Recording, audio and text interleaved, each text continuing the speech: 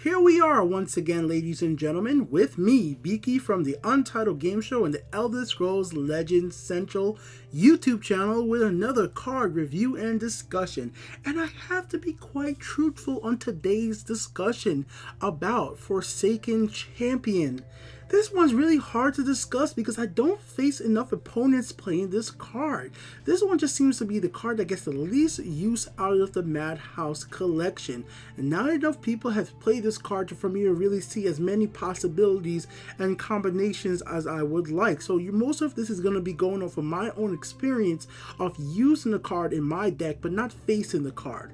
So let's just jump right into it. Obviously, first of all, we always talk about the art. This dude looks cool. Like, I don't know what is about him, but I just love how he just seems so hyped up and ready to fight. I think the card art here is pretty darn good when you're looking at the guy. Unfortunately, his background is just really lame. It looks like he's just in a big ass cannon with some gray walls around him. And I mean, that's fine. There's places like that in the Elder Scrolls franchise, but man, I really would have just liked to see him some different type of background behind him. But him himself, he looks really badass and just ready, like he's gonna go to war with his tattoos, his bindings around his hand, his freaking helmet here. So Forsaken Champion, I'll say your card art right here is definitely like a 4 out of 5 for me, with you having that big ass club and just his facial reaction definitely does say a champion to me, so we're gonna give him that. Next up, guys, we're going to be talking about his magical cost, his actual attack, his defense, and the actual rarity and his effect. So first of all, his magical cost. No. 5 costs? 5 costs for a 3/3 attack, 3 defense or health? Like, come on. No, not for you. His effect is not so powerful that it needs to be 5. Like, I think this needs to be addressed soon. And I think this is one of the biggest reasons people don't play this card, because of its damn cost. His cost is so high that probably by the time you could try to implement his strategy, that it just is not worth it. So let's actually talk about his strategy anyways.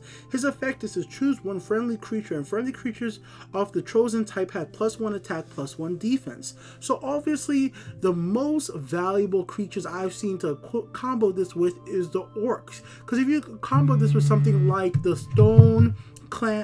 Orc Clan Captain, or something like Imperial Grunts, like if you use Imperial Might, Imperial Reinforcements, all those creatures will obviously immediately get +1 attack and +1 defense, especially if you're playing with Imperial Grunts or Imperial Might, Imperial Reinforcements, and have a Divine Favor out there that powers those cards up really quickly. But as this card costs 5 magicka, by the time you get this on the field, like, so much things that happen, and it has such slow defense. I would have preferred him to have high defense and maybe 1 attack. I would have took that over anything else. Like, how about this? I don't know if people agree with me on this. I would have gave him 5 defense and 1 attack and keep the cost at 5 magicka, compared to right now having 3/3. I don't have no intention to really want to attack with this card. I would probably want it to power up the rest of my creatures. And like I said already, though, orcs are the ones I've seen that could have the best effect with him, but orcs already have plenty of ways to power each other up. So do you really want to replace a slot in your orc deck with something like Forsaken Champion? Because like I said, Orc Captain already powers up orcs attack. This will just be another way to power up their defense.